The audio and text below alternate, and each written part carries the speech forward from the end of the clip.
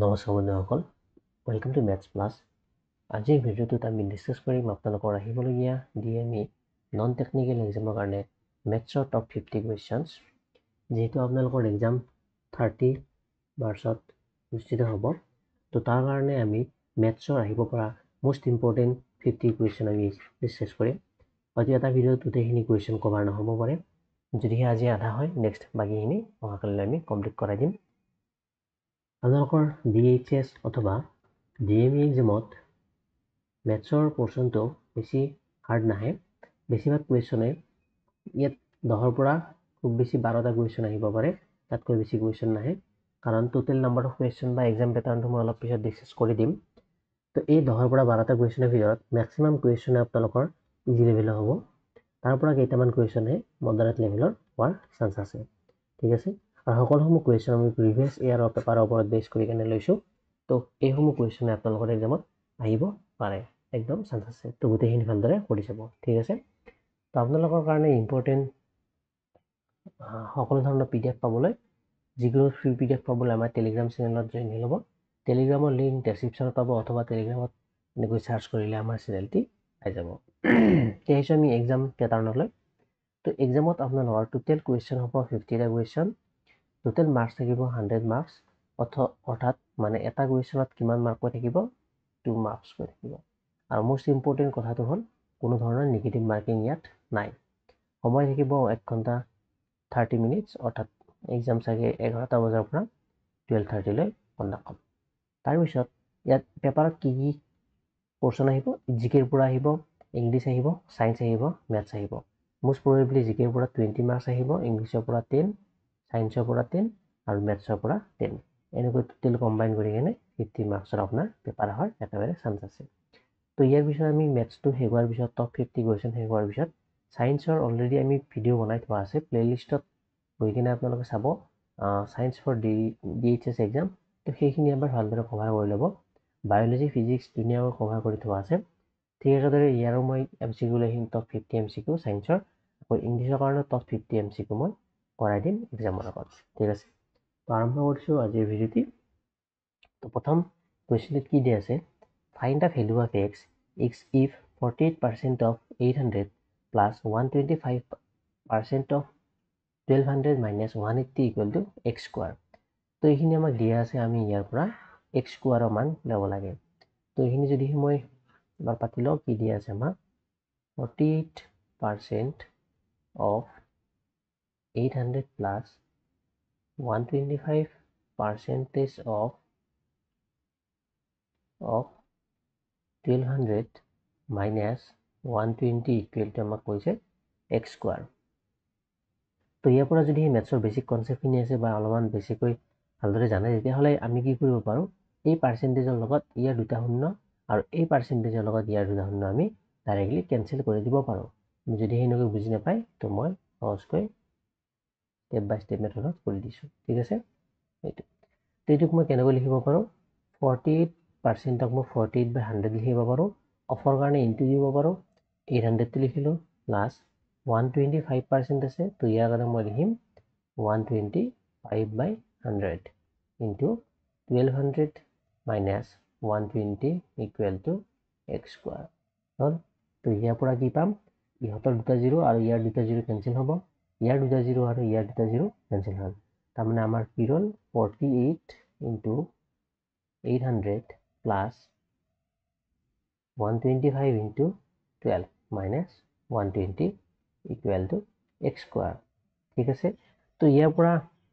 কি কৰিব পাৰি, মাল্টিপ্লাই কৰিব লাগিব। ইয়াত 800 নহয় 8, দুটা জিৰ' কেনচেল হৈছে 8। তো ইয়াৰ পৰা কি পাম 48 ইনটু 8, তো যদি 50 হ'লে 400 হ'লে 400 হ'লে আকৌ 2 কমি আছে আৰু 2 শূন্য কমিব, তাৰমানে ইয়াত হ'ব 386। ঠিক আছে, তাৰপিছত ইয়াত কি আছে 125 ইনটু 12, তো 125 ইনটু 12 মানে 100ক 12 টাইমছ কৰিলে পাম 1200। তাৰপিছত আছে আকৌ আমাৰ 25ক 12ৰে মাল্টিপ্লাই কৰিলে পাম 300, তো ফাইনেলি আমি কি পাম 1500। তো আমাৰ ইয়াত মান হ'ব 1500 minus 120 equal to x square. তো ইয়াৰ পৰা কি পাম ইয়াৰ পৰা x স্কোয়াৰ ইকুৱেল টু হ'ব এই দুটা প্লাস কৰিছো কিমান হ'ব 1886 minus 120 তো therefore x স্কোয়াৰ হ'ব এটো মাইনাস কৰিলে পাম 17176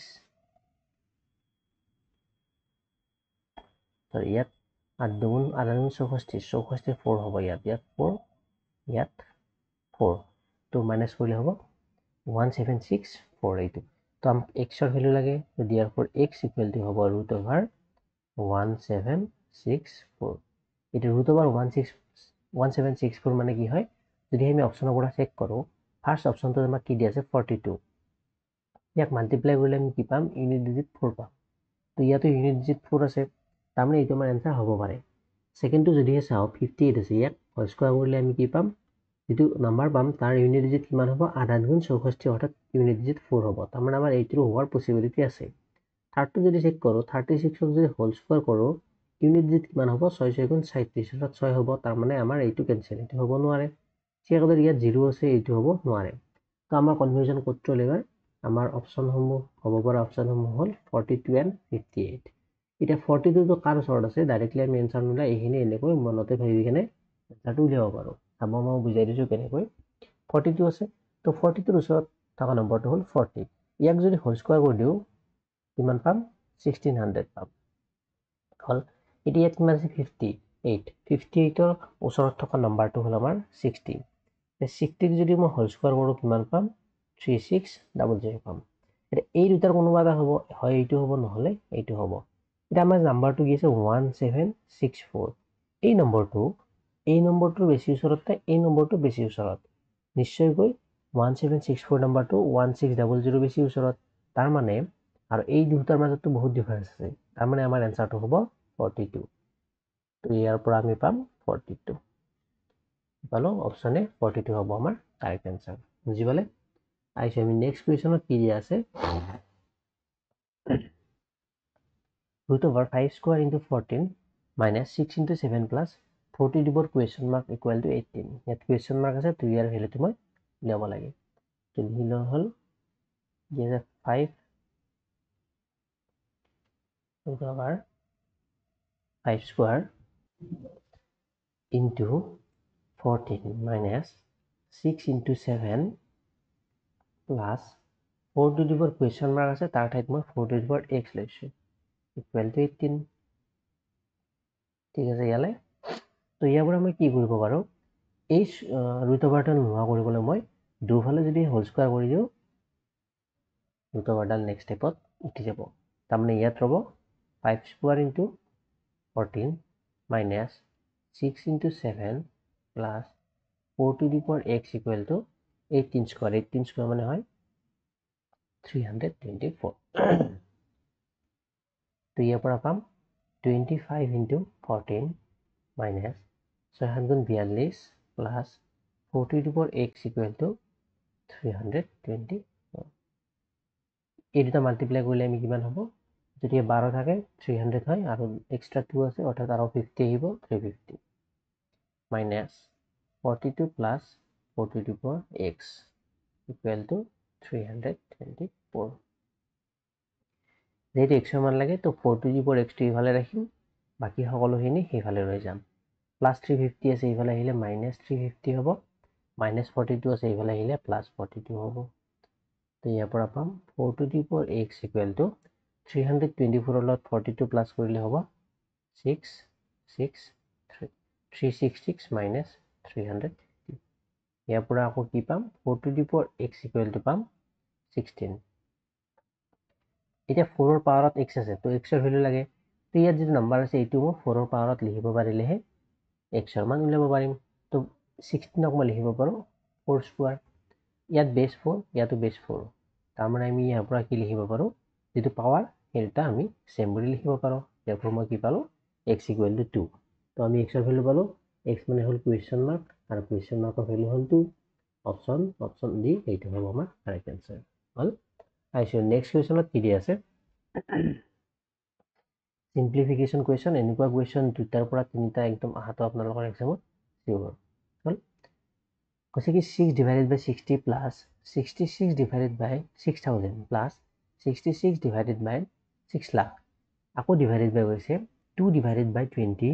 plus 222 divided by 20,000 plus 1 equal to question mark. ঠিক আছে? তো এইটো মই আকৌ next stepত নিলিখো, এইটো মই next stepত directly কৰি যাম। তো কি পাম ইয়াৰ পৰা অলপ তলত লিখি দিলো 6 divided by 60 আছে। তো মই এইটো কেনেকৈ লিখিব পাৰো 6 by 60 plus 66 divided by 6000 আছে plus আকৌ আছে 66 divided by 6 lakh আকৌ divided by আছে ই আছে 2 divided by 20 plus 222 divided by 20,000 plus 1 equal to question mark আছে তো x লিখি লও। ঠিক আছে? তো ইয়াৰ পৰা এই মাজৰ যে ডিভাইড চিনডাল আছে এইডাল মই যদি হে ইনটু কৰি দিও কি হ'ব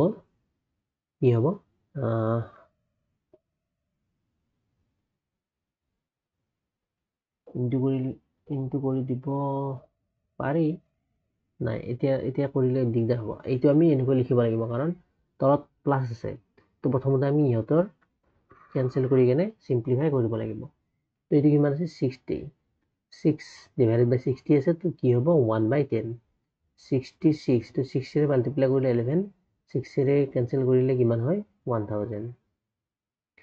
তো ইয়াত 6 ৰে কেনসেল কৰিলে কিমান হ'ব ইয়াত আকৌ 11 আৰু 6 ৰে ইয়াত কেনসেল কৰিলে হ'ব 1 লাখ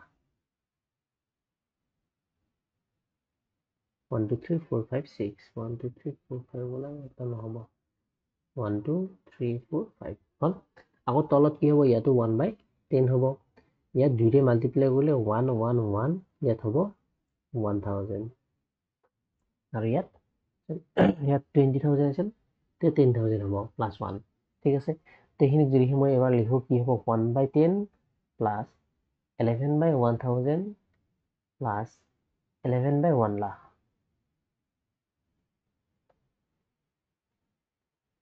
তলত হ'ব 1 by 10 plus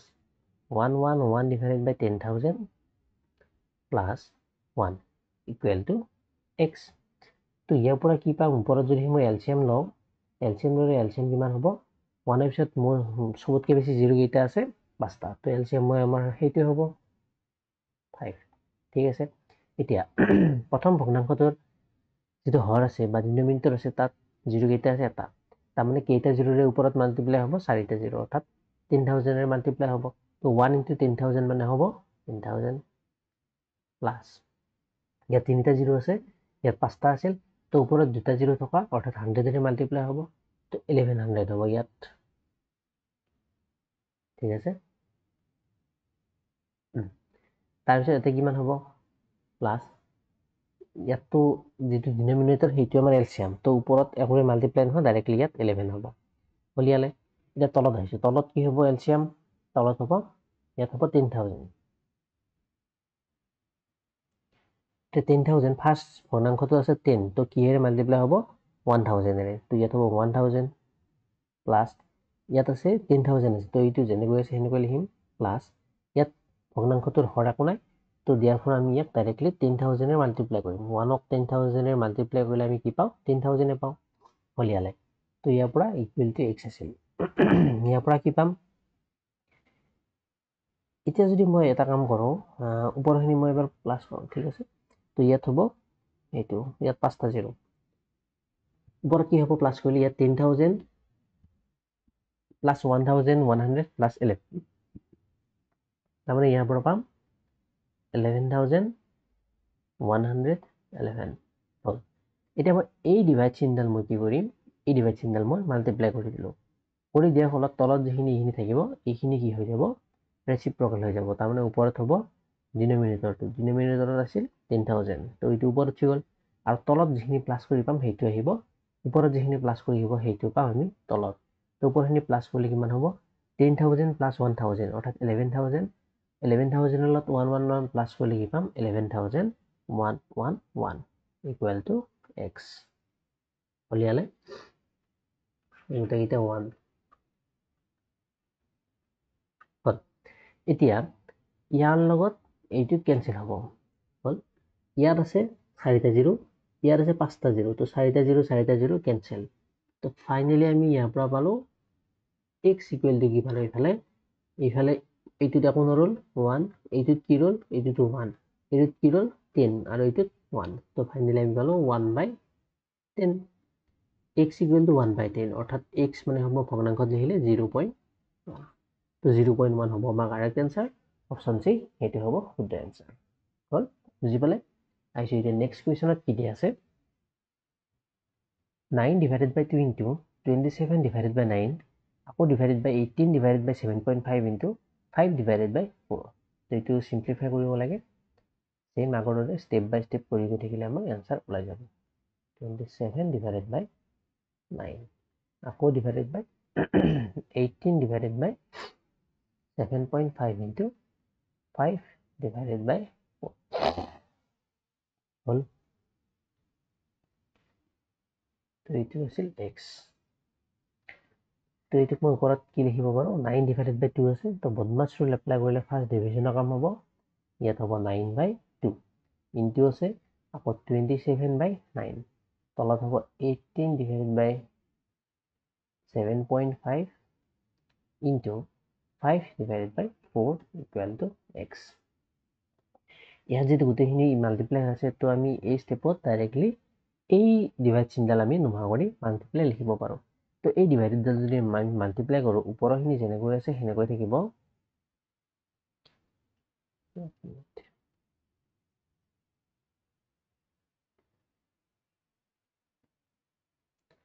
আকৌ তলৰখিনি কি হৈ যাব মাল্টিপ্লাই কৰি দিয়াৰ লগে লগে যেটো ফ্ৰেকশন আছে সেইটো ৰেচিপ্ৰকেল হৈ যাব অৰ্থাৎ হৰটো লব হ'ব আৰু লবটো হৰ হ'ব দুটা ভগ্নাংশতে একে পচে যাব ঠিক আছে এতিয়া এই 9 ৰ লগত এই 9 কেনসেল হল ইকুৱেল টু আমাৰ x আছিল তাৰ লগ পিছত 9 এৰে 18 দুবাৰ গল 9 এৰে 27 তিনিবাৰ গল তাৰ পিছত 2 2 4 আৰু এই 4 লগত কেনসেল হল 5 এৰে 7.5 ক 1.5 টাইমছ গল therefore মই x ইকুৱেল টু কি পালো 3 into 1.5 আৰু 3 into 1.5 মানে হয় 4.5 তো আমাৰ আনসাৰ হ'ব অপচন ডি 4.5 হ'ব কাৰেক্ট আনসাৰ বুজি পালে আহিছে এতিয়া নেক্সট কুৱেশ্যনত কি দিয়া আছে x plus 62.5 divided by 3 plus 180 into 2 minus 12 square minus 20 equal to 13 square minus 87 তো এইটো সলভ কৰিব লাগে ইয়াত কুৱেশ্যন মাৰ্ক আছে ইয়াৰ ভ্যালুটো আমি উলিয়াব লাগে তো ইয়াৰ পৰা আমি লিখিব পাৰো কুৱেশ্যন মাৰ্কক মই x বুলি ধৰিলে হ'ল তো কি হ'ব x plus 62.5 divided by 3 plus 180 into 2 minus 12 square minus 20 equal to 13 square plus 87 তো ইয়াৰ পৰা পাম x plus 62.5 divided by 3 এইটো মাল্টিপ্লাই কৰিলে হ'ব 360 minus 144 12 square মানে হয় 144 minus 20 equal to 13 square মানে হয় 169 plus 87 ইয়াৰ পৰা পাম x plus 62.5 divided by 3 plus এইখিনি সলভ কৰিলে কিমান পাম ইয়াৰ পৰা পাম 360 minus 144 minus 20 তো minus 144 minus 20 লগ লগাই দিলে হ'ব minus 164 আৰু 360 পৰা 164 minus কৰিলে কি পাম 196 তো এইখিনি পৰা মই কি পালো 196 equal to 169 plus 87 এটা যদি প্লাস কৰি দিও কিমান হ'ব 9 হাতে 16 হাতে ৰলে 6 হাতে 14 15 5 হাতে ৰলে 256 তো ইয়াৰ পৰা মই পাম x plus 62.5 divided by 3 equal to 196 to মই হেফালে নিলে হ'ব 256 minus 196 তো ইয়াৰ পৰা পাম x plus 62.5 divided by 3 equal to এইখিনি মাইনাস কৰিলে হ'ব ইফালে 4 ইফালে 56 56 plus 4 equal to 60 এটা যদি আমি ক্ৰছ মাল্টিপ্লাই কৰোঁ আমাৰ ভ্যালু হ'ব 6x + 62.5 = 180 তো 180 পালো তো ইয়াৰ পৰা x ৰ মান লাগে 180 - 62.5 তো 180 ৰ পৰা 62.5 যদি মাইনাস কৰোঁ 0.5 9 9 দি গ'লে 7 17 নহয় 17 হ'ল 17 ৰ পৰা 6 গ'লে 11 তো ইয়াৰ পৰা আমি x ৰ ভ্যালু পালো x = 117.5 এইটো হ'ল আমাৰ आंसर অপচন সি 117.5 হ'ব কাৰেক্ট आंसर হল তো এবাৰ আমি নেক্সট কোৱেশ্চনত কি দি আছে আমাক the present ages of Sahil's mother is 3 times the present age of Sahil. After 5 years, their age will add to 66 years. What is Sahil's present age? গতিকে Sahilৰ মাতৃৰ বৰ্তমান বয়স Sahilৰ বৰ্তমান বয়সৰ 3 গুণ আকৌ 5 বছৰ পিছত তেওঁলোকৰ বয়সৰ যোগফল হ'ব 66 বছৰ তেতিয়াহ'লে Sahilৰ বৰ্তমান বয়স কিমান হ'ব সেইটো দিছে তো এজৰ ওপৰত কোৱেশ্চন হাতু একদম সিউৰ ঠিক আছে এতিয়া আমাক দি আছে Sahilৰ বৰ্তমান বয়স আৰু মাকৰ বৰ্তমান বয়স ঠিক আছে তো মই ধৰি ললো Sahilৰ বৰ্তমান বয়স মই x বুলি ললো তেতিয়াহ'লে Sahilৰ মাকৰ বৰ্তমান বয়স কিমান হ'ব ইয়াত ফাৰ্স্ট লাইনটো কি হৈছে Sahilৰ মাকৰ বৰ্তমান বয়স Sahilৰ বৰ্তমান বয়সৰ 3 গুণ তো Sahilৰ যদি x হয় Sahilৰ মাকৰ বৰ্তমান বয়স হ'ব 3x তাৰ পিছত আমাৰ কন্ডিশন কৈছে 5 বছৰ পিছত এতিয়া 5 বছৰ পিছত কিহতৰ বয়স কিমান হ'ব হেতু তো 5 বছৰ পিছত Sahilৰ বয়স হ'ব বৰ্তমান x আছিল তো 5 বছৰ পিছত হ'ব x + 5 ঠিক একেদৰে মাদাৰ্সৰ 5 বছৰ পিছত বয়স হ'ব 3x + 5 হল এটা কৈছে 5 বছৰ পিছত তেওঁলোকৰ বয়সৰ যিটো যোগফল হেতু 66 বছৰ হ'ব তাৰ মানে 5 বছৰ পিছত Sahilৰ বয়স x + 5 মাকৰ বয়স 3x + 5 এই দুটা বয়সৰ যোগফল হ'ব 66 এইটো হল আমি ইকুৱেশন তো এইটো সলভ কৰি আমি মানসমূহ উলিয়ালে হল ইয়াৰ পৰা কি পাম 4x + 10 = 66 ইয়াৰ পৰা হ'ব 4x = 66 - 10 ইয়াৰ পৰা পাম 4x = 56 আৰু ইয়াৰ পৰা x ৰ মান হ'ব 56 / 4 which is equal to 14 তাৰ মানে মই x ৰ ভ্যালু পালো 14 এটা মোক কি লাগে Sahilৰ বৰ্তমান বয়স মই কিমান লৈছিলো x therefore Sahilৰ বয়স কিমান হ'ব 14 years ঠিক আছে বুজি পালে অপচন সি হ'ব আমাৰ শুদ্ধ आंसर আইছো নেক্সট কোৱেশ্চনত কি দিয়া আছে Ram is twice as old as Hari 5 years ago his age was 3 times Hari's age what is the present age of Ram কৈছে কি ৰামৰ বৰ্তমান বয়স কিমান কৈছে Ram is twice as old as Hari ৰামৰ বয়স বৰ্তমান হৰিৰ দুগুণ 5 years ago 5 বছৰ আগত কি তেওঁৰ বয়স অৰ্থাৎ ৰামৰ বয়স হৰিৰ বয়সৰ 3 গুণ আছিল তেতিয়াহ'লে ৰামৰ বৰ্তমান যুগ্ম হয়তো বয়স কি হেতু উলিয়াব লাগে আকৌ কোৱেশ্চনটি কৈছে কি দিয়া আছে ৰামৰ বৰ্তমান বয়স হৰিতকৈ দুগুণ 5 বছৰ আগত ৰামৰ বয়স হৰিৰ বয়সৰ 3 গুণ আছিল তেতিয়াহ'লে ৰামৰ বৰ্তমান বয়স কিমান হেতু একদম সিম্পল তো ধৰি ললো আমি যেহেতু ৰামৰ বয়স হৰিতকৈ দুগুণ গৈছে তো হৰিৰ বয়সটো আমি ধৰি ল'ব লাগিব তো হৰি কাৰেন্ট এজ হল বা প্ৰেজেন্ট এজ হল x therefore ৰামৰ বৰ্তমান বয়স কিমান হ'ব হৰিৰ বয়সৰ দুগুণ তো হৰি যদি x হয় ৰামৰ বয়স হ'ব twice x ঠিক আছে এতিয়া এটা আছে 5 বছৰ আগতে তাৰ মানে বিফোৰ 5 ইয়াৰ্স 5 বছৰ আগত জানিবা বিফোৰ 5 ইয়াৰ্স তো 5 বছৰ আগত হৰিৰ বয়স কিমান হ'ব বৰ্তমান যদি হে হৰিৰ বয়স x হয় 5 বছৰ আগত তাৰ বয়স হ'ব x - 5 ঠিক একেদৰে ৰামৰ 5 বছৰ আগত বয়স হ'ব 2x - 5 ঠিক আছে ইয়ালে এটা কি হৈছে 5 years ago his age অৰ্থাৎ Ram's age was 3 times Hari's age 5 বছৰ আগত যেটো ৰামৰ এজ আছিল ৰামৰ এজ কিমান আছিল 5 বছৰ আগত 2x - 5 3 times of Hari's age হৰিৰ বয়সৰ 3 গুণ আছিল হৰিৰ বয়স হেতু ৰামৰ বয়স হেতু 5 বছৰ আগত ৰামৰ বয়সটো হৰিৰ বয়সৰ 3 গুণ আছিল দুটা সমান 3 গুণ আছিল মানে ইয়াক 3 গুণ কৰিলে আমি দুটা ভ্যালু ইকুৱেল পাম তো ইয়াৰ পৰা মই এইটো ইকুৱেশ্যন সলভ কৰি x ৰ মান উলিয়ালে হ'ল কি হ'ব 3x - 15 তো ইয়াৰ পৰা হ'ব twice x minus 3x equal to minus 15 plus 5 ইয়াৰ পৰা হ'ব minus x equal to minus 10 again ইয়াৰ পৰা পাম x equal to 10 x ৰ ভ্যালু মই কি পালো 10 পালো এতিয়া মোক কি লাগে প্ৰেজেন্ট এজ অফ ৰামৰ বৰ্তমান বয়স কিমান ধৰিছিলো মই 2x therefore ৰামৰ বৰ্তমান বয়স হ'ব 2 into 10 অৰ্থাৎ 20 years তো 20 years হ'ব অপচন এ এইটো হ'ব আমাৰ শুদ্ধ আনসাৰ হল এটা আছে নেক্সট কোৱেশ্চনত কি দিয়া আছে Anil spends 40% of his income on rent and 40% of the remaining income on medicines. If he saves 7200 every month, then his monthly income is. Which is Anil eteor যেটো আয় তাই সেই আয়ৰ 40% ঘৰ ভাড়া আৰু বাকিখিনি আয়ৰ অৰ্থাৎ 40% ঘৰ ভাড়া দিয়াৰ পিছত যিখিনি বাকি ৰল সেই বাকি থকা আয়ৰ 40% আকৌ কি কৰে ঘৰত খৰচ কৰে তাৰ পিছত যদি হে তাৰ মাহত 7200 টকা বাচি যায় বা ৰাহি হয় তেতিয়াহলে তাৰ মান্থলি ইনকাম কিমান সেইটো সুধিছে এতিয়া অনিলে 40% ইনকাম ঠিক আছে অনিলৰ ইনকামটো মই ধৰিলো x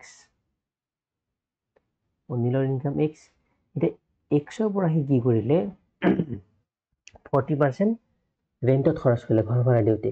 তো 40% যদি হি খৰচ কৰি দিয়ে তেতিয়াহলে তাৰ কিমান হাতত ৰব 60% হাতত ৰব যেটো ফাইনালি আমাক যেটা তাৰ হাতত অৰ্থাৎ জমা হয় ৰাহি হয় সেইটো দিছে তো আমি ফাৰ্স্ট কন্ডিশনৰ পৰা যিখিনি তাৰ জমা হয় বা হাতত ৰৈ যায় সেইখিনি আমি কনসিডাৰ কৰি উলাই যাই থাকিম তো x আছিল তাৰ ইনকাম 40% খৰচ কৰি দিলে তাৰ হাতত কিমান ৰল 60% তো x ৰ 60% তাৰ হাতত বৰ্তমান ৰৈ গল ঠিক আছে তো ইয়াৰ পিছত এইখিনি ৰৈ গল এইখিনি পৰা এইখিনি হল ৰিমেইনিং ইয়াৰ কৈছে অফ দা ৰিমেইনিং তো এইখিনি হল ৰিমেইনিং এই ৰিমেইনিংৰ পৰা আকৌ কি কৰে 40% হি আকৌ মেডিসিনত খৰচ কৰে আকৌ সেম আগৰৰে 40% যদি মেডিসিনত খৰচ কৰে তাৰ হাতত আকৌ কিমান ৰব সেই ৰিমেইনিং খিনিৰ পৰা এই ৰিমেইনিং খিনিৰ পৰা তাৰ আকৌ 40% খৰচ কৰিলে 60% ৰৈ যাব তাৰমানে এইখিনিৰ লগত আকৌ তাৰ 60% জমা হ'ব হল ইয়াৰ পৰা আকৌ 60% জমা হ'ল আৰু যিখিনি গোটেইখিনি জমা হ'ল তাৰ ভ্যালুটো কিমান হ'ল 7200 তো ইয়াৰ ইকুৱেলটো হ'ব 7200 তো ইয়াৰ পৰা কি পাম x into 60% মানে হয় 60/100 ইয়াতো 60% মানে হয় 60/100 ইয়াত যদি আমি ভালদৰে এবাৰ সময় এটা কনসেপ্ট বুজাই দিছো ফাৰ্স্ট আমাক কৈছিল ৰেন্টত খৰচ হয় 40% আকৌ মেডিসিনত খৰচ হয় 40% তো এই ক্ষেত্ৰত মই দুটা খৰচ হোৱাটো 80% কৰি কেনে দুটা খৰচ যেহেতু প্লাস কৰিলে 80% হয় আৰু ৰিমেইনিং কিমান ৰব 20% এই 20% এৰ ভ্যালু মই 7800 7200 কিয় নাপাতিলো সেইটো বহুত কোৱেশ্চন আহিব পাৰে তো কিয় নাপাতিলো ইয়াত যদি থাকে আমাক ফাৰ্স্ট কন্ডিশনটো দিয়াৰ পিছত সেকেন্ড কন্ডিশনত যদি কয় 40% অফ দা ৰিমেইনিং এই ওয়াৰ্ডখিনি যদি থাকে এই ওয়াৰ্ডখিনি থকাৰ লগে লগে আমি এইটো কৰিব নোৱাৰো এই ওয়াৰ্ডটো থকাৰ লগে লগে মানে যিখিনি বাকি ৰয় প্ৰথম খৰচ কৰাৰ পিছত যেনে ধৰক আমি 100 টকা আছিল মোৰ হাতত তাৰ পিছত মই কি কৰিলো 20 টকা মাইনাস কৰিলো 20 টকা 20% মাইনাস কৰিলো 20% মাইনাস কৰিলো তাৰ পিছত আকৌ মই 20% খৰচ কৰিলো তেতিয়াহলে মোৰ কিমান হেতু মানে কিমান হাতত ৰল হেতু যদি উলিয়াব লাগে এটো মই কেনেকৈ কৰিব লাগিব এই 20% প্লাস কৰি কেনে 40% উলিয়াই 100 ৰ পৰা 40% খৰচ কৰি বাকি ৰিমেইনিং খিনি উলিয়ালে নহব 100 40% খৰচ মানে কি 40 টকা খৰচ তাৰ মানে হাতত কিমান ৰব এই হিচাপে 60 টকা কিন্তু এটো নহয় কিয় নহয় ফাৰ্স্ট কন্ডিশন আমাক কি কৈছে ফাৰ্স্ট হি 20% খৰচ কৰিছে তো 100 20% খৰচ কৰাৰ লগে লগে 100 টকাৰ 20 টকা খৰচ হ'ল 20 টকা খৰচ হোৱাৰ লগে লগে তাৰ হাতত ৰল 80 টকা এটা এই 80 টকাৰ পৰা আকৌ হি 20% খৰচ কৰিব না কি 100 ৰ পৰা 20% খৰচ কৰিব এই 80 ৰ পৰা হি 20% খৰচ কৰিব আৰু 80 ৰ পৰা 20% খৰচ কৰিলে কিমান খৰচ হ'ব তাৰ 16 টকা খৰচ হ'ল তো 80 ৰ পৰা 16 টকা খৰচ কৰাৰ লগে লগে তাৰ হাতত জমা হ'ল 64 rupees ফার্স্ট কন্ডিশনত মই কিমান পাইছিলো 60 টকা পাইছিলো তো দুটা দেখা পাইছে বেলেগ বেলেগ তো অফ দা ৰিমেইনিং বুলি কোৱাৰ লগে লগে আমি এনেকৈ কৰিব লাগিব বা সিম্পলি এটো মনত ৰাখিব যদি ইনকাম আমি ধৰিলো সেই ইনকামৰ পৰা যেটো পাৰ্সেন্ট দিয়া থাকে তাৰ এগেইনষ্টত যিখিনি জমা ৰয় সেইখিনি কৰি লাষ্টত যেটো ভ্যালু দিয়া থাকে সেইটো ইকুৱেল লিখি দিব আকৌ যদি অফ দা ৰিমেইনিং বুলি নাথাকে তেতিয়া হলে আমি ডাইৰেক্ট 40 + 40 40 + 40 কৰি 80 কৰিম 80% খৰচ হলে 20% ৰব অৰ্থাৎ x ৰ 20% সমান আমি যেটো ভ্যালু দিয়া থাকে সেইটো লিখিব লাগিব ঠিক আছে ইয়ালে তো ইয়াৰ ভ্যালু হ'ব 7200 ইয়াৰ পৰা x ইকুৱেল টু হ'ব 7200 এই দুটা ভ্যালু এইটো আৰু এইটো এফালে লৈ আহিলে ইয়াত ৰেচিপ্ৰকেল হৈ যাব 100/60 into 100/60 0 0 0 0 cancel 6 6 গুণ 36 36 into 2 72 therefore কি পাম 100 into 2 আৰু দুটা মাল্টিপ্লাই কৰিলে হ'ব 20000 অৰ্থাৎ 20000 হ'ব তাৰ মান্থলি ইনকাম অপচন বি এইটো হ'ব আমাৰ শুদ্ধ আনসাৰ হল এতিয়া নেক্সট কোৱেশ্চনত কি দিয়া আছে জিওমেট্ৰি কোৱেশ্চনৰ একেবাৰে চান্স আছে a triangle has sides of length 5 cm 7 cm and 10 cm find the area of the triangle তো কৈছে কি এটা ত্ৰিভুজৰ বাহুৰ দৈৰ্ঘ্য 5 cm 7 cm আৰু 10 cm তেতিয়াহলে আমি ত্ৰিভুজটো কালি উলিয়াব লাগে কি দিয়া আছে ধৰি লও আমি এইটো তা ত্ৰিভুজ এইটো এটা ত্ৰিভুজ হল ওকে তো এটা আমাক কি দি আছে তিনিটা বাহু দি আছে এটাৰ বাহু মাপ হল 5 cm আনটো হল 7 cm আৰু আনটো হল 10 cm ঠিক আছে এটা ইহতৰ আমি কালি উলিয়াব লাগে তো ত্ৰিভুজৰ এৰিয়াৰ বহুকিটা ফৰ্মুলা আছে নরমালি ত্রিভুজের এরিয়া ফর্মুলা হল half into base into height তো ইয়াত এইটো ফর্মুলা এপ্লাই কৰিব লাগে আমি এই হাইটটো জানিব লাগিব এই ডিসটেন্স জানিব লাগিব কিন্তু এই ডিসটেন্সটো আমি ইয়াৰ পৰা উলিয়াব নোৱাৰো যেতিয়া ডাইৰেক্টলি দিয়ে থাকে ইকুৱেশ্যনত তেতিয়া আমি এইটো ফৰ্মুলা এপ্লাই কৰিব পাৰিম ইয়াত আমাক ডাইৰেক্টলি হাইটৰ ভ্যালুটো দিয়া নাই কিন্তু তিনিটা বাহুৰ মাপটো দিয়া আছে যদি তিনিটা বাহুৰ মাপ দিয়ে থাকে ত্ৰিভুজ এটাৰ তেতিয়াহলে তাৰ ফৰ্মুলাটো হল a ইকুৱেল টু a মানে হল এরিয়া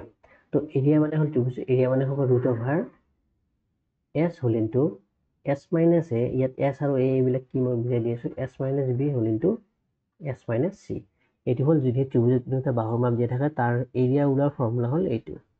ঠিক আছে ইয়াত s কি হয় s মানে হয় ত্ৰিভুজৰ তিনিটা বাহুৰ যোগফল অৰ্থাৎ a + b + c / 2 কৰিলে আমি s পাও আকৌ a b c কি a b c মানে হল ত্ৰিভুজৰ তিনিটা বাহুৰ মাপ ইয়াত a b c কি হ'ব 5 10 and 7 ঠিক আছে তো ইয়াত আমি এইটো ফৰ্মুলা এপ্লাই কৰিম তো আমাৰ ত্ৰিভুজটোৰ এৰিয়া হ'ব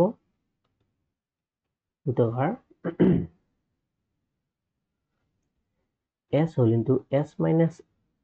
small a s minus b s minus c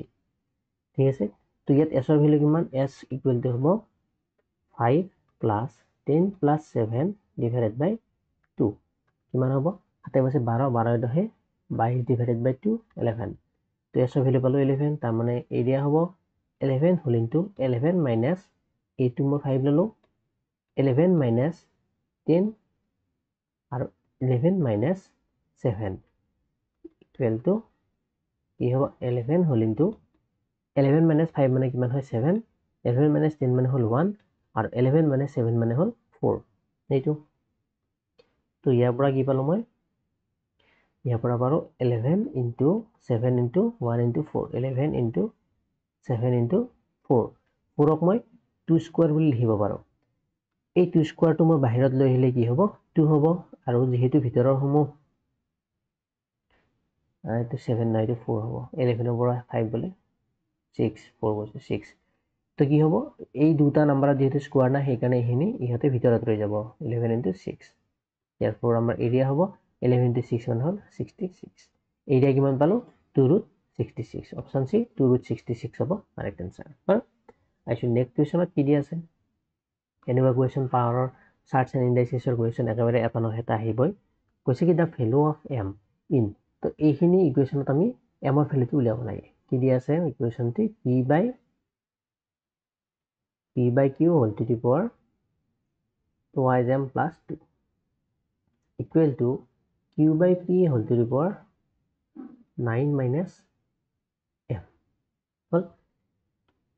এতিয়া আমি কি জানো যদিহে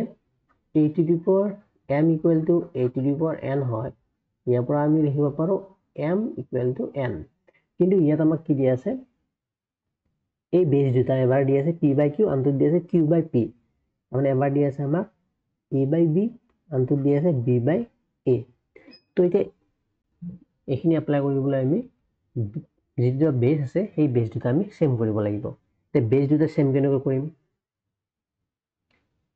তো মই এটো কেনেকৈ লিখিব পাৰো p by q তো ইয়াক মই p by q লিখিলো পাওয়াৰটো যি আছে হেতু আকৌ ইয়াক যদি মই এই বেসটো q by p আছে তো ইয়াক যদি মই এটা বুজাই দিছো a by b আছে এই a by b equal to b by a আছিল তো এই b by a টোক যদি মই a by b বুলি লিখিব লাগে তাৰ পাওয়াৰত মই -1 দিব লাগিব তাৰ মানে মই কি কৰিব লাগিব এইটো first 1 by a by b এনেকৈ লিখিব লাগিব 1 by a by b মানে কি হয় b by a হয় কেনেকৈ হয় 1 by a by b আছিল 1 by a by b আছিল তো ইয়াক মই এনেকৈ লিখিব পাৰো 1 divided by a by b লিখিব পাৰো আকৌ ডিভাইড টু মাল্টিপ্লাই কৰি দিলে কি হ'ব এইটো চেঞ্জ হৈ যাব b by a হ'ব তো ফাইনালি আমি কি পালো b by a তাৰ মানে b by a টো মই এনেকৈ লিখিব পাৰো এতিয়া সাৰ্চৰ ফৰ্মুলা মতে মই কি পাইছিলো a to the power -1 equal to কি হয় 1 by a হয় যে 1 by a বুলি যদি থাকে তাক মই কি লিখিব পাৰো আকৌ a to the power -1 লিখিব পাৰো তাৰ মানে 1 by যদি হে সামথিং থাকে সেই তলত থাকাটোৰ ডিনোমিনেটৰটো পাৱাৰত মই -1 দিলে লিখিব পাৰো তো এইটোত 1 by a by b আছে তো এইটোক মই কি বুলি লিখিব পাৰো a by b whole to the power -1 লিখিব পাৰো হল তো ইয়াত মই একেদৰে কি কৰিব পাৰিম যদি হে মই ফ্ৰেকশনটো ৰেচিপ্ৰকেল কৰিব লাগে p by q ইয়াৰ পাৱাৰত কি এটা দিব লাগিব -1 আকৌ তাৰ পাৱাৰত হোল পাৱাৰত কি আছে 9 - m আছে ঠিক আছে এইখিনি ইয়াৰ পৰা পাম p by q whole to the power তো আই যাম +2 ইয়াৰ পৰা পাম p by q আৰু যদি এই দুটা পাৱাৰ একেলগে থাকে তাৰ মানে যদি হে থাকে a power m whole power n যদি হে থাকে ইয়াক লিখিব পাৰো a power m into n বুলি কেনে তো এইটো মই কি লিখিব পাৰো p by q whole to the power -1 whole into 9 - m তো এইখিনি মই ইয়াতে সলভ কৰিছো আকৌ এবাৰ -1 whole into 9 - m মানে কি হয় মাইনাস প্লাস অর্থাৎ m আর মাইনাসে প্লাসে মাইনাস m - 9 পাম আমরা এইখিনি পৰা মই কি পাম m - 9 বলিয়ালে এতিয়া আমি যদি চাও এই বেসটো আৰু এই বেসটো সেম আছে তো পাওয়ার গিটা আমি সেম পাম 2m + 2 = পাম m - 9 ইয়াৰ পৰা 2m m তো ইফালে নিলে -m = -9 - 2 ইয়াৰ পৰা m = কিমান হ'ব -11 তো আমাক m এৰ ভ্যালু উল্লেখ কৰিছে তো m এৰ ভ্যালু কি পালো -11 তো অপশন এ হ'ব আমাৰ শুদ্ধ आंसर হল ঠিক আছে আই যেটা নেক্সট কোৱেশ্চনত কি দিয়া আছে নেক্সট কোৱেশ্চনত কি হৈছে a invest ₹8,000 and b invest ₹11,000 at the same rate of simple interest per annum if at the end of 3 years b gets ₹720 more interest than a then find the rate of simple interest per annum বলছে কি a invest ₹8,000 and b invest ₹11,000 at the same rate of simple interest মানে a 8,000 টাকা আৰু b 11,000 টাকা একাই সুতৰ হাৰত simple interest কৰিছে তো এইটো চক্ৰবৃদ্ধি সুত নহয় সৰল সুত হ'ব সৰল সুতত কি কৰে ইনভেস্ট কৰে ঠিক আছে তাৰপিছত কৈছে if at the end of 3 years b gets ₹720 more interest than a 3 বছৰ পিছত কি হয় a বিতকৈ সৰি বিএ এতকৈ 720 টাকা বেছি সুত লাভ কৰে তেতিয়া হলে সৰল সুতৰ ৰেটটো যেটো সুতৰ হাৰ হেতু কিমান আমাক হেতু খুদিব উলিয়াব দিছে তেতিয়া আমি ৰেটটো নাজানো তো ৰেটটো মই r% বুলি ললো এটা a এর প্রিন্সিপাল এমাউন্ট হল 8,000 মানে a 8,000 টাকা ইনভেস্ট করে আকৌ b করে 11,000 তো a সিম্পল ইন্টারেস্ট কিমান পাব a সিম্পল ইন্টারেস্ট পাব ফর্মুলা হল PRT/100 তো P আছে 8,000 R2 নাজানো তো R লিখিলো টাইম কিমান 3/100 00 00 ক্যান্সেল 8 3 গুণ 24 240 R তো A লাভ কৰিব 240 R সিম্পল ইন্টাৰেস্ট হিচাপে তাৰ পিছত B সিম্পল ইন্টারেস্ট কিমান পাব 11,000 into R into 3 divided by 100 00 cancel কি পাম 330 r তো b লাভ কৰিব 330 r as a simple interest এটা কৈছে b এতকৈ 720 টকা বেছি পায় তাৰ মানে এই দুটাৰ মাজত ডিফাৰেন্সটো যে আছে এই ডিফাৰেন্সটো কিহৰ কাৰণে আহিছে 720 টকাৰ কাৰণে আহিছে অৰ্থাৎ ইহতৰ ডিফাৰেন্সটো কিমান এনে 320 r minus 240 r ইহতৰ ডিফাৰেন্সটো কিমান rupees 720 therefore আমি এটি কি পাম ইহতৰ ডিফাৰেন্সটো হ'ব 80 plus 40 sorry 60 plus 20 80 r 80 r মানে হ'ব rupees 720 r equal to হ'ব 720 divided by 80 00 cancel r equal to হ'ব 8 ৰে 72 যাব 9 তাৰ মানে ৰেট অফ ইন্টাৰেষ্ট হ'ব 9% 9% 8 9 গুণ 72 60 20 80 9 নহয় নাই অপচনত ইয়াত 9 330 আৰু 240 sorry 330 is not 320 আছিল 330 তো 330 পৰা 240 minus কৰিলে 60 plus 30 90 r তো 90 r মানে হ'ব ইয়াত 9 9 ৰে 72 যায় 8 বাৰ তো 8% হ'ব কাৰেক্ট आंसर অপশন বি হ'ব শুদ্ধ আহিছে এতিয়া নেক্সট কোৱেশ্চনত কি দি আছে কি কৈছে ইয়াত if the radius of a sphere is increased by 50%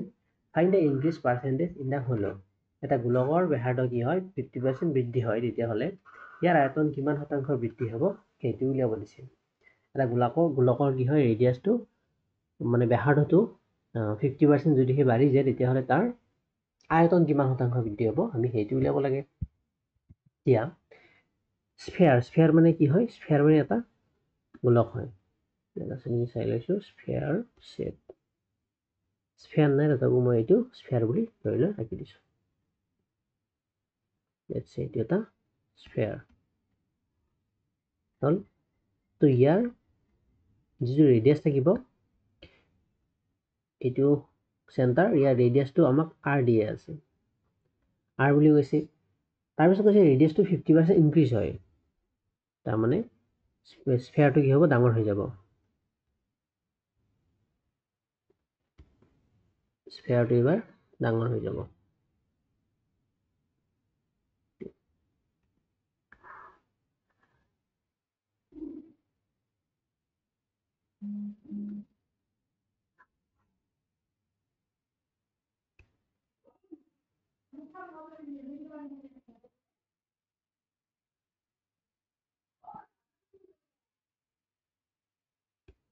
হল এতিয়া ইয়াৰ ৰেডিয়াসটো কি হয় 50% ইনক্ৰিজ হয় তো নতুন আর এটা হ'ব এইটো মই ললো ক্যাপিটাল R তেতিয়া হলে ভলিউমত কি চেঞ্জ হ'ব সেইটো লিয়াব লাগে তো গোলকৰ অৰ্থাৎ স্ফিয়াৰৰ ভলিউম of the sphere তাৰ ফৰ্মুলা হল 4/3 pi r cube এতিয়া প্ৰথম যদি ৰেডিয়াসটো r হয় সেকেন্ড ৰেডিয়াসটো কি হ'ব 50% বৃদ্ধি হয় তাৰ মানে 50% বৃদ্ধি হলে 150% of r হ'ব প্ৰথম যদি ৰেডিয়াস সেইটো যদি r হয় সেকেন্ড ৰেডিয়াসটো কি হ'ব সেকেন্ড ৰেডিয়াসটো হ'ব প্ৰথম ৰেডিয়াসৰ লগত তাৰ 50% যোগ অৰ্থাৎ 150% of r 150% মানে হয় 3/2 r ঠিক আছে ইয়ালৈ মানে ফার্স্ট গোলকটোৰ ৰেডিয়াস এইটো সেকেন্ড গোলকটোৰ ৰেডিয়াস এইটো মই ক্যাপিটাল R লৈছিলো তো ক্যাপিটাল R মানে এইটো ফৰ্মুলা পালো তো প্ৰথম গোলকটোৰ এই ভলিউম হ'ব 4/3 pi r cube আকৌ সেকেন্ড গোলকটোৰ ভলিউম হ'ব 4/3 pi ৰেডিয়াস ক্যাপিটাল R আছিল ক্যাপিটাল R cube তো আকৌ r ক্যাপিটাল R মানে হয় 3/2 small r whole cube we পাম 4/3 pi into 27/8 r cube তো কিমান পার্সেন্ট বৃদ্ধি হৈছে সেইটো লিয়াব লাগে তো ইয়াৰ পৰা এইখিনিত কিমান ইনক্ৰিজ হৈছে মাইনাস কৰি ওলাই যাব তো 4/3 পাই 27/8 টো মই আগত লিখিব পাৰো তাৰমানে মই এইটো এনেকৈ লিখিব পাৰো 27/8 ইনটু 4/3 পাই r কিউব ইয়াৰ পৰা যদি প্ৰথম যিটো এই ভলিউম পাইছিলো সেইটো মাইনাস কৰো 4/3 পাই r কিউব কি হ'ব পাই r 4/3 পাই r কিউব 4/3 পাই r কিউব কমন লব পাৰো তাৰমানে হ'ব 27/8 minus 1 into 4/3 pi r cube. তো এইটো কি হ'ব 8 27 minus 8 4/3 pi r cube. তো ইয়াৰ পৰা পাম 19/8 into 4/3 pi r cube. তাৰমানে কিমান ইনক্ৰিজ হৈছে এইখিনি হ'ল ইনক্ৰিজ তো কিমান ইনক্ৰিজ হৈছে আগৰটো তুলনাত সেইটো পাৰ্চেন্টেজ ইনক্ৰিজটো উলিয়াবলৈ ওপৰত লাগিব ইনক্ৰিজটো 19/8 4/3 পাই r কিউব আৰু তলত হ'ব 4/3 পাই r কিউব তো 4/3 পাই r কিউব 4/3 পাই r কিউব ওপৰত তলে কেনসেল হ'ব তাৰমানে হ'ব 19/8 into 100% তো এইখিনি কি পাম আকৌ 4 যাব দুইবাৰ 4 যাব 25 টাইমছ তো 25 19 গুণ কিমান হ'ব 25 20 গুণ হলে 500 25 19 গুণ হ'ব 475 divided by 2% আৰু ইয়াৰ ভ্যালু কি হ'ব দুইবাৰ 75 যাব 37.5% তো 237.5% ইনক্ৰিজ হৈছে অপচন 2 হ'ব কাৰেক্ট आंसर হল আইছি নেক্সট কোৱেশ্চনত কি দিয়া আছে কোৱেশ্চনটিত 8 men and 12 women can build a wall in 10 days 6 men and 8 women can build the same wall in 14 days how many more days will one woman take to build that wall alone compared to the number of days one man will take to build the same wall alone কোৱেশ্চনটি অলপ critical question আমাক কি দিয়া আছে 8 জন পুৰুষ আৰু 12 জনী মহিলাই 10 দিনত এখন দেৱাল নিৰ্মাণ কৰিব পাৰে 6 জন পুৰুষ আৰু 4 জনী মহিলাই এখন দেৱাল নিৰ্মাণ কৰিবলৈ সময় লাগে 14 দিন তেতিয়াহলে উলিয়াব দিছে একজনী মহিলাই অকলে সেই দেৱালখন নিৰ্মাণ কৰিবলৈ আৰু একজন পুৰুষে অকলে সেই দেৱালখন নিৰ্মাণ কৰিবলৈ লোৱা দিনৰ পাৰ্থক্যটো কি সেইটো দিছে ঠিক আছে আমাক ফাৰ্স্ট কৈছে 8 জন মানুহ আৰু 12 গৰাকী মহিলাই 10 দিনত ৱালখন নিৰ্মাণ কৰিব পাৰে therefore 8 men plus 12 women কামটো কৰিবলৈ সময় লাগে 10 দিন আৰু সেই একে কামটো কি কৰে 6 গৰাকী মানুহ আৰু 8 গৰাকী মহিলাই 14 দিনত কমপ্লিট কৰে 6 men plus 8 women সময় লাগে 14 days হল হলিয়ালে ইয়াৰ পৰা মই কি কৰিব লাগিব men আৰু womenৰ ৰেশিওটো উলিয়াব লাগিব তাৰ পৰা বাকিখিনি কৰিব পাৰিম তো হ'ব ইয়াৰ হ'ব 80 men plus 120 women equal to হ'ব 14 গুণ 84 m plus 14 to 112 women তো ইয়াৰ পৰা কি পাম আকৌ ইয়াৰ পৰা পাম এইখিনি ইফালে লৈ আহিলে 80 men minus 84 women 84 men to ইফালে নিলো women to মই হেফালে নিম equal to হ'ব 112 women minus 120 women তো ইয়াৰ পৰা মই পাম 4 men equal to minus 4 men equal to minus 8 women minus cancel তো 4 men equal to মই কি পালো 8 women পালো again মই ইয়াৰ পৰা m divided by w পাম 8 divided by 4 cancel কৰিলে 2/1 men আৰু womenৰ ৰেশিও হ'ব 2:1 ঠিক আছে ৰেশিওটো পালো 2:1 এতিয়া সুধিছে মোক এতিয়া কৈছে মানে সেই একেটা কামে এগৰাকী মহিলাই আৰু এগৰাকী পুৰুষে যদি কৰে বেলেগ বেলেগ কৈ তেতিয়াহলে সময় যিটো দিন লাগিব সেইটো পাৰ্থক্য কিমান হ'ব সেইটো সুধিছে তাৰ কাৰণে মই টোটাল ওয়াৰ্কটো জানিব লাগিব টোটাল ওয়াৰ্ক হ'ব মোৰ এই দুটাৰ পৰা যিকোনো এটা মই m আৰু w ভ্যালু পুট কৰি টোটাল ওয়াৰ্ক উলিয়াব পাৰো ফাৰ্ষ্টত যদি পুট কৰো 8 মেন আছিল তো এই দিনটো মেনৰ এফিচিয়েন্সি 2 প্লাছ 12 উমেন আছিল 12 উমেনৰ এফিচিয়েঞ্চি 1 ইনটু ব্ৰেকেট আছে ইনটু কিমান 10 কি পাম 8 2 16 প্লাছ 12 ইনটু 10 কিমান হ'ব 28 ইনটু 10 আৰু টোটেল ৱৰ্ক হ'ল 280 ঠিক আছে এতিয়া কৈছে কি হাউ মেনি মোৰ ডেজ আও এগৰাকী মহিলা আৰু এগৰাকী মানুহে কৰিলে কিমান দিনৰ পাৰ্থক্য লাগিব সময়ৰ সেইটো সুধিছে এটা যদি ওৱান উমেনে কামটো কৰে 280 কাম কৰিবলৈ উমেনৰ এফিচিয়েঞ্চি 1 তো সময় লাগিব 280 দিন আৰু যদি সেই এগৰাকী মানুহে কৰে তেতিয়া হলে সময় লাগিব 280 বা এজন মানুহৰ এফিচিয়েঞ্চি 2 ডিভাইডেড বাই 2 অৰ্থাৎ 140 ডেজ এই সময়ৰ পাৰ্থক্য কিমান দিনৰ পাৰ্থক্য কিমান 280 পৰা 140 মাইনাস কৰিলে হ'ল কিমান পাম 140 ডেজ তাৰমানে বেলেগ বেলেগকৈ এজনে কৰিলে সময়ৰ পাৰ্থক্য হ'ব 140 দিন অপচন এ হ'ব কাৰেক্ট আনসাৰ হল বুজি পালে আহিছো এতিয়া নেক্সট কুৱেশ্যনত কুৱেশ্যনটি দিয়া আছে a cyclist covers 2.5 kilometer in 4 minutes 10 seconds how long will he take to cover 6 kilometer at the same speed মানে এজন সাইকেল আৰোহীয়ে 4 মিনিট 10 সেকেন্ড সময়ত 2.5 কিলোমিটাৰ দূৰত্ব অতিক্ৰম কৰিব পাৰে তেতিয়াহ'লে সেই একেই স্পিডত বা একেই গতিত 6 কিলোমিটাৰ দূৰত্ব অতিক্ৰম কৰিবলৈ সময় কিমান লাগিব সেইটো সুধিছে তো কি কৈছে 2.5 কিলোমিটাৰ ডিস্টেন্স কভাৰ কৰোতে সময় লাগে 4 মিনিট 10 সেকেন্ড তেতিয়াহ'লে এটা যদি মই সেকেন্ডত নিউ সেকেন্ডত নিলে হ'ব 4 into 60 plus 10 সেকেন্ড আৰু ইয়াৰ মান হ'ব 4 7 24 240 250 সেকেন্ড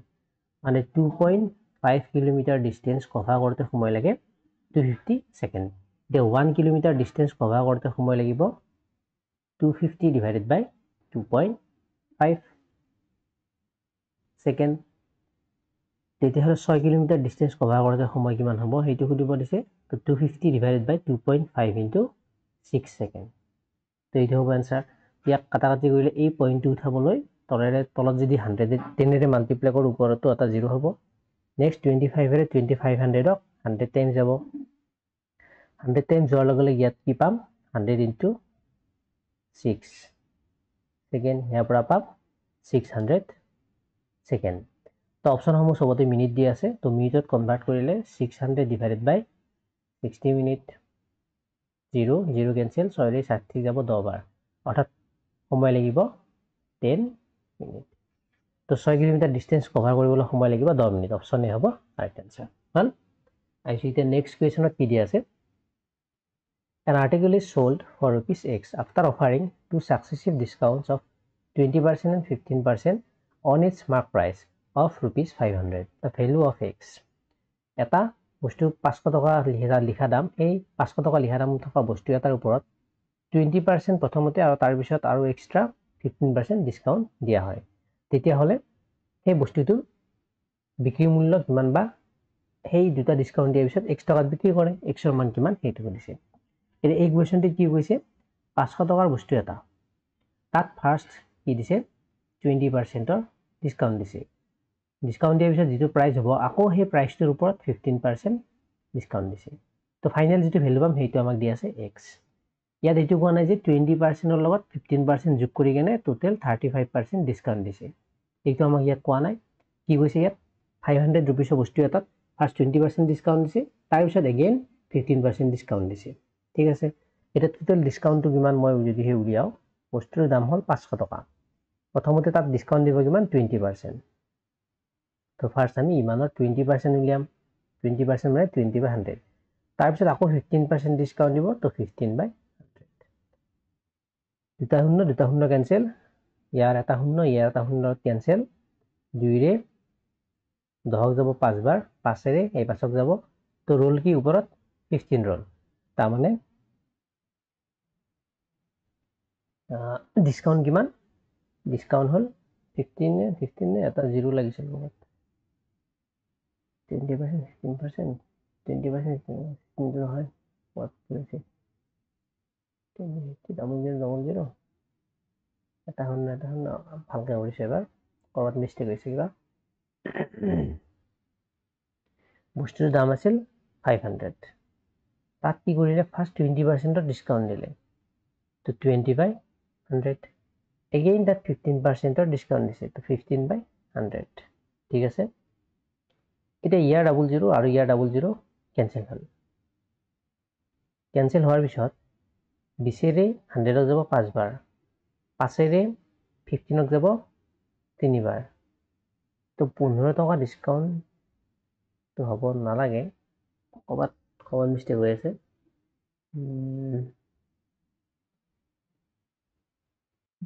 সরি এটো এনেকৈ কৰিব নোৱাৰিব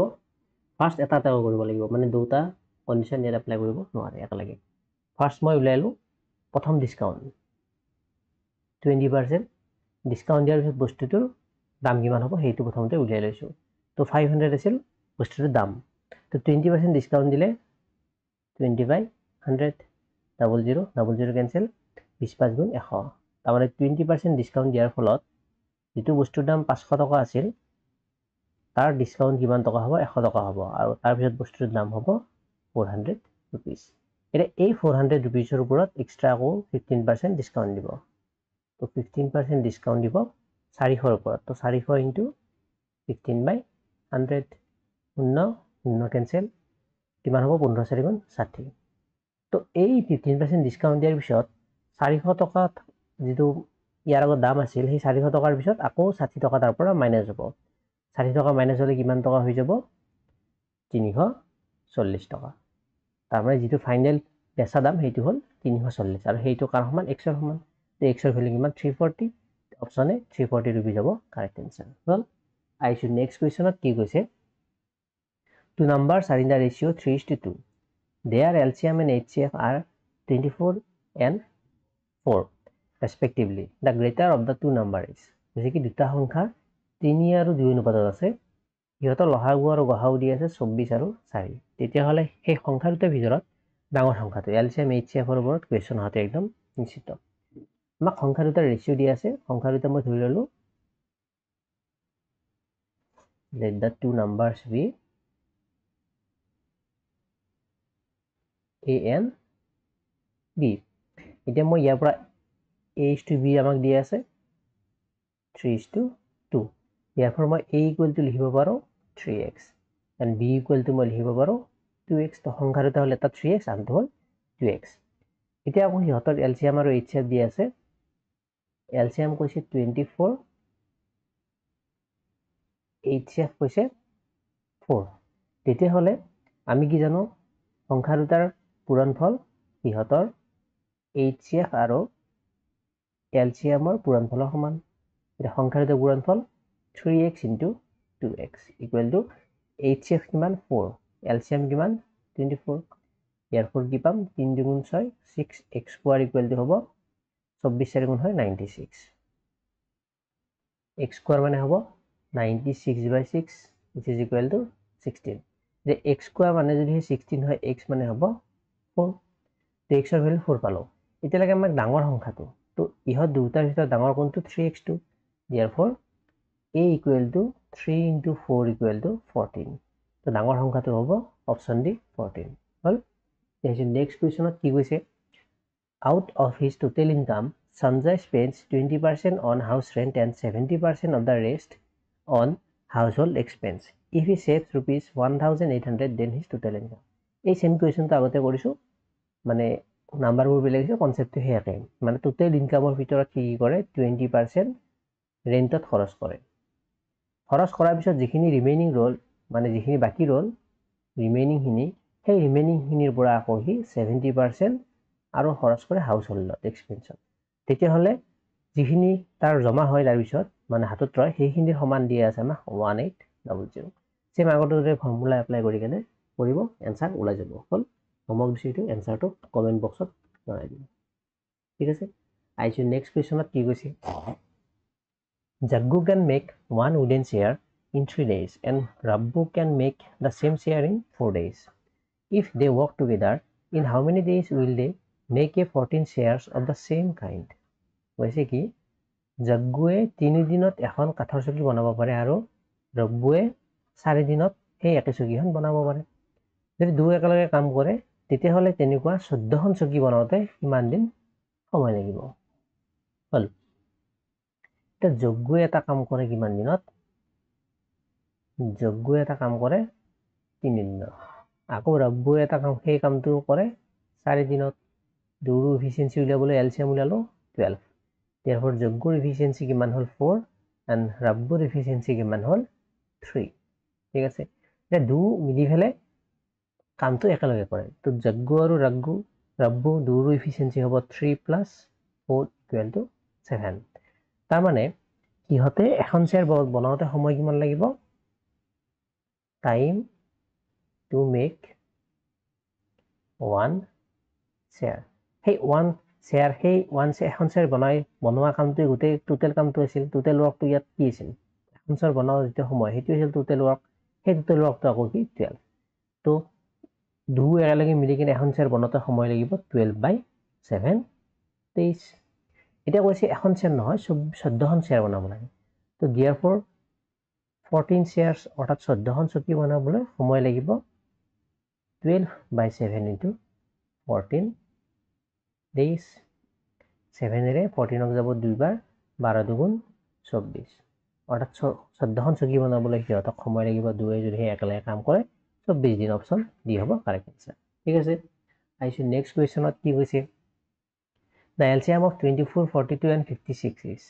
LCM উলিয়াব লাগে কিমানৰ 24 42 and 56 24 42 and 56 তো LCM উলিয়াব লাগে ডাইৰেক্টলি আমি ডিভাইড কৰি কিনে কৰিলে হ'ল প্ৰাইম ফেক্টৰাইজেশ্যন কৰি কিনে তো 2 ৰে যাব 12 বাৰ 2 ৰে যাব 21 বাৰ 2 ৰে যাব 28 বাৰ 2 ৰে কাটিছো 7 ৰে কাটিছো 7 ৰে 1 না যায় 7 ৰে 1 যাব 3 বাৰ 7 ৰে 1 যাব 4 বাৰ সৰু হৈ থাকিল তো 3 ৰে কাটিছো 1 যাব 4 বাৰ 1 যাব এবাৰ 1 যাব না যায় 4 আকৌ 4 ৰে কাটিছো এবাৰ এবাৰ এবাৰ তো এলসিএম কিমান পালো 2 into 7 into 3 into 4 7 দুগুণ 14 4 3 গুণ 12 14 আৰু 12 14 আৰু 12 কেনেকৈ মাল্টিপ্লাই কৰি 12 তো 10 বুলি ভাবিলে 14 পূৰণ 10 140 আৰু 12 আছিল দুইটা বাকি ৰৈছিল 14 গুণ 28 কিমান হ'ব 168 তো 168 হ'ব আমাৰ কাৰেক্ট आंसर অপশন ডি হল নেক্সট আইছো আমি ইয়াৰ পিছৰ কোৱেশ্চনত কি কৈছে এ কাৰ can cover 775 km in 5 hours if its speed is reduced by 5 km per hour then how much time will the car take to cover a distance of 250 km কৈছে কি এখন গাড়ীয়ে 5 ঘন্টাত 275 km দূৰত্ব যাব পাৰে 5 ঘন্টাত 275 km যাব পাৰে 5 ঘন্টাত ঠিক আছে তাৰপিছত ইয়াৰ গতি 5 কিলোমিটাৰ যদি হ্ৰাস কৰা হয় এই যাওতে এটা নিশ্চয় স্পিড থাকিব এটা স্পিড পাম এই ডিসটেন্সটো কভাৰ কৰোতে সেই স্পিডটোৰ পৰা যদি তাৰ স্পিড 5 কিলোমিটাৰ পাৰ আৱাৰ যদি কমি যায় তেতিয়া হলে 250 কিলোমিটাৰ ট্ৰেভেল কৰোতে সময় কিমান লাগিব এইটো উলিয়াব দিছে একদম স্টেপ বাই স্টেপ কৰি যাম চাব ফাৰ্স্ট 275 কিলোমিটাৰ গৈছিল সময় লাগিছিল 5 ঘন্টা ফাৰ্স্ট ডিসটেন্স আছিল 275 এটো d1 লৈছো কাৰণ ডাবল ডিসটেন্স আছে আৰু সময় অৰ্থাৎ t1 আছিল 5 তেতিয়া হলে হিহতৰ স্পিড হ'ব স্পিড কিমান হ'ব এটো স্পিড 1 লৈছো স্পিড হয় ডিসটেন্স ডিভাইডেড বাই টাইম ডিভাইড কৰিলে 5 5 গুণ 25 2 5 5 গুণ 25 55 কিলোমিটাৰ পাৰ আৱাৰ হয় হিহতৰ স্পিড হল এতিয়া আমাক কন্ডিশনত কি কৈছে আকৌ স্পিডটো কি হয় 5 কিলোমিটাৰ পাৰ আৱাৰ কমি যায় 5 কিলোমিটাৰ পাৰ আৱাৰ ৰিডিউস হয় therefore সেকেন্ড কন্ডিশনৰ কাৰণে স্পিডটো কি হ'ব 55 - 5 কিলোমিটাৰ পাৰ আৱাৰ হ'ব মাইনাস কৰিলে পাম 50 কিলোমিটাৰ পাৰ আৱাৰ হল এটা স্পিড পালো এইটো নেক্সট আকৌ সেকেন্ড ডিসটেন্স কিমান দি আছে 250 কিলোমিটাৰ আৰু স্পিডটো জানো s2 জানো আমি 50 কিলোমিটাৰ পাৰ আৱাৰ আমাক লাগে টাইম তো টাইম কিমান হয় টাইম হয় ডিসটেন্স ডিভাইডেড বাই স্পিড ডিসটেন্স ডিভাইডেড বাই স্পিড তো ডিস্টেন্স হ'ল ইয়াত 250 ডিভাইডেড বাই স্পীড কিমান 50 0 0 আছেৰে 25 যাব 5 বাৰ অৰ্থাৎ 5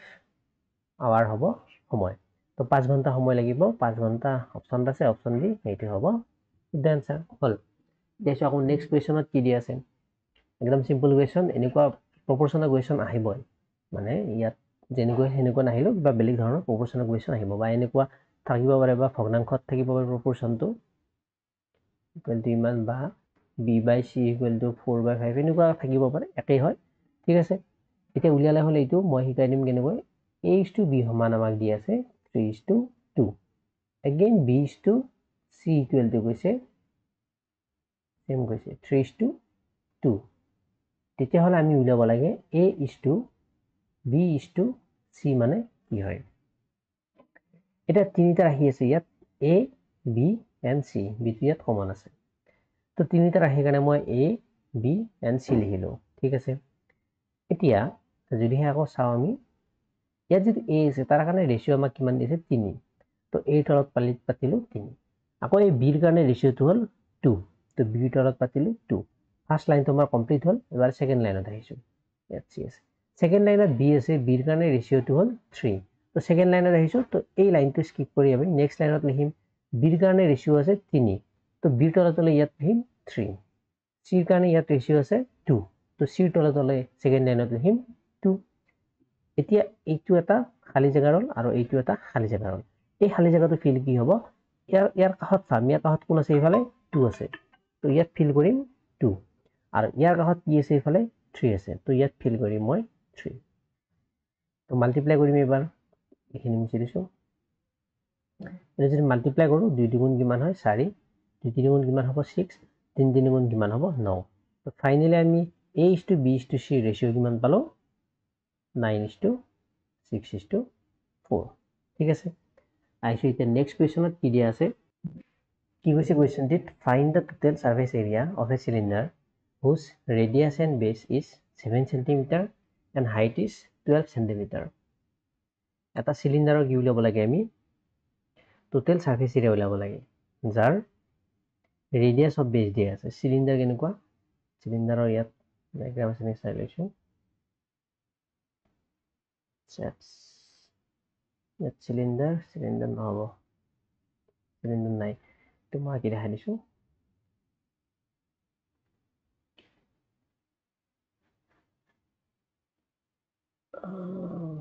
এক মিনিট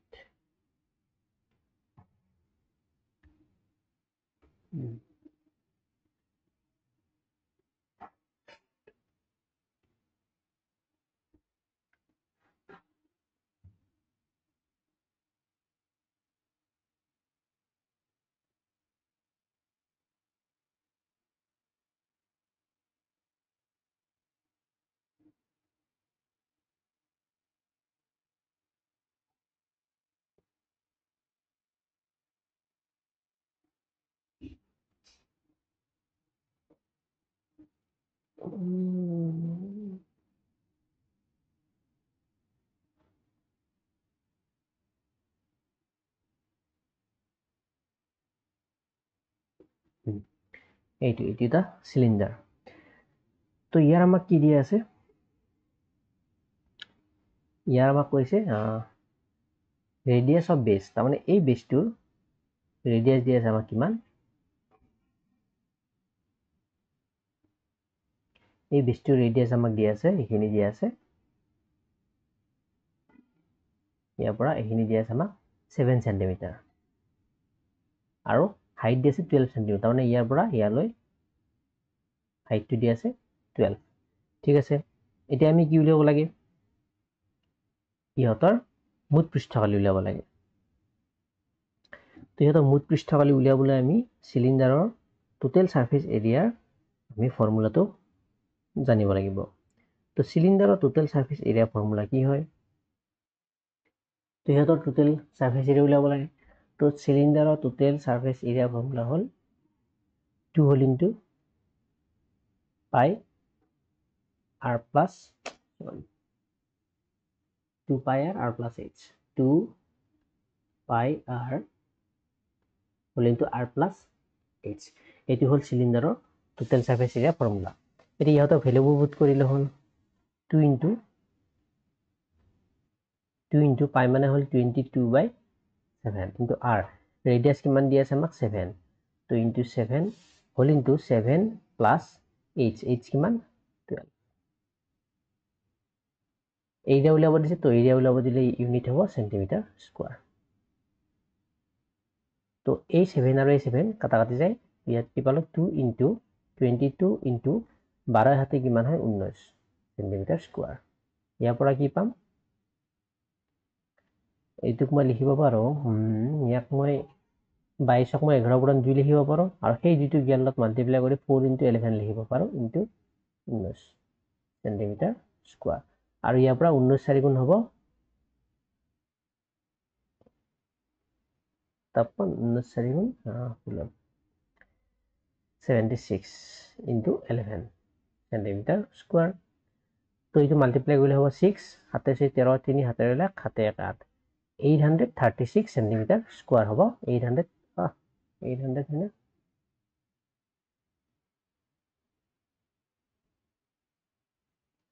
চলত 800 নাই কত পেলো 2 pi r 22 4 into 11 76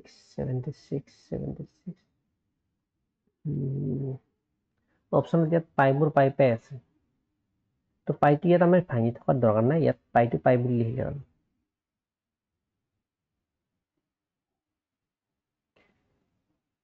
ইয়াৰ ভ্যালু হ'ব 2 into 2 pi into 7 তো এইটো 7 to 7 লিখিব লাগিব তো ইয়াৰ পৰা পাম 14 হোল into 7 plus 12 মানে হয় 19 into pi সেন্টিমিটার স্কয়ার 14 আৰু 19 পূৰণ কৰিলে কিমান হয় 14 9 গুণ 126 126 6 হাতেৰ 12 14 গুণ 14 12 14 12 কিমান 14 12 266 pi সেন্টিমিটার স্কয়ার এইটো হ'ব আমাৰ आंसर অপশন বি হ'ব কাৰেক্ট आंसर হল বুজি পালে আইছো এতিয়া নেক্সট কোৱেশ্চনত কি দিয়া আছে নেক্সট কোৱেশ্চনত কৈছে আমাক the diagonals of a rhombus are 7.5 cm and 12 cm find its area এটা ৰম্বাসৰ আমাক ডায়াগোনাল দিয়া আছে দুটা ডায়াগোনাল ৰম্বাসৰ দুটা ডায়াগোনাল থাকে ৰম্বাসটো মই আঁকি দিছো সব সাইডবোৰ ৰম্বাসৰ সমান এইটো ৰম্বাস তো ইয়াৰ দুডাল কৰ্ণ থাকিব এডাল এডাল কৰ্ণ আনডালতকৈ দীঘল হয় তো দীঘল কৰ্ণডাল দিয়া আছে মোক 12 আৰু চুটি কৰ্ণডাল কৈছে 7.5 ঠিক আছে এতিয়া কৰ্ণডালক মই d1 and d2 ললো d1 ললো 12 cm d2 ললো 7.5 cm এটা ইহতৰ মোক কি উলাব দিছে এৰিয়া উলাব দিছে তো ৰম্বাসৰ যদি কৰ্ণ এৰিয়া থাকে তাৰ এৰিয়া হ'ব half into d1 into d2 তো কিমান পাম হাফ ইনটু 7.5 ইনটু 12 2 দিয়ে 12 যাব 6 বাৰ কিমান হ'ব 6 দিয়ে মাল্টিপ্লাই কৰিলে 6 5 গুণ 30 0 ৰল 3 6 7 গুণ 42 43 44 45 এটাৰ আগত পইণ্ট দিছিল এটাৰ আগত পইণ্ট দিলো সেন্টিমিটাৰ স্কয়াৰ তাৰমানে ৰম্বাসটোৰ এৰিয়া হ'ব 45 সেন্টিমিটাৰ স্কয়াৰ তো 45 হ'ব আমাৰ কাৰেক্ট आंसर অপশন এ হল আইছো ইয়াৰ পিছত নেক্সট কোৱেশ্চনত কি দিয়া আছে what is the area of a rectangle whose length and breadth are 3x and 5y respectively তো এটা রেক্টেঙ্গুলার আমাক লাগে এরিয়া যার লেন্থ আৰু ব্ৰেড দিয়া আছে তো ৰেক্টেঙ্গল ইয়াৰ লেন্থ দিয়া আছে 3x আৰু ব্ৰেড দিয়া আছে 5y ইহতৰ এৰিয়া উলাব লাগে তো ৰেক্টেঙ্গুলাৰ এৰিয়া ফৰ্মুলা হল length into breadth তো মাল্টিপ্লাই কৰিম 3x into 5y 3 5 গুণ 15xy এই হল ৰেক্টেঙ্গলটোৰ এৰিয়া 15xy অপশন বি হ'ব শুদ্ধ आंसर হল তাৰপিছত হৈছে লাষ্ট কোৱেশ্চন দি আজি নেক্সট আজি 25টা কোৱেশ্চন কমপ্লিট হ'ব নেক্সট 25টা কোৱেশ্চন নেক্সট পাৰ্ট অফ ভিডিওটা বনাই কেনে হেতু কমপ্লিট কৰি দিম ঠিক আছে আৰু এই 50টা কোৱেশ্চনৰ পৰা আপোনালোকৰ এক্সামত কমন আহিব সেম এনেকুৱা মেথডৰে কোৱেশ্চন আহিব ইয়াৰ বাহিৰত মানে বেলেগ টাইপৰ কোৱেশ্চন একো নাহে হল এটা হৈছে the perimeter of a rectangle is 13 cm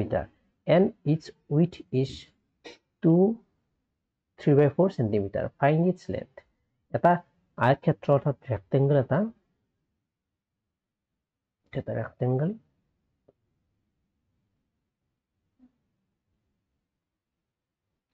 এটা ৰেক্টেংগল তো ইয়াৰ আমাক কি দিয়া আছে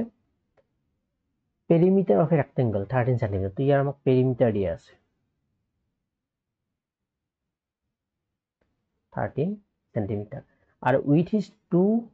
3/4 2 3/4 মানে কি হয় 4 4 গুণ 8 9 10 11 এইটো 11/4 cm width মানে breadth তো 11/4 এইটো আৰু perimeter কৈছে এইটো তো breadth মানে হল 11/4 cm আমি উলিয়াব লাগে লেন্থ তো এইটো লেন্থ এখিনি কিমান হেখিনি উলিয়াব লাগে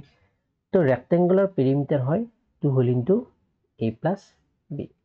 a মানে লেন্থ তো l প্লাস b লিখিছো এইটো আৰু ইয়াৰ মান আমাক দি আছে 13 cm ইয়াৰ পৰা কি পাম 2 l নাজানো b কিমান 11/4 ইকুৱেল টু 13 cm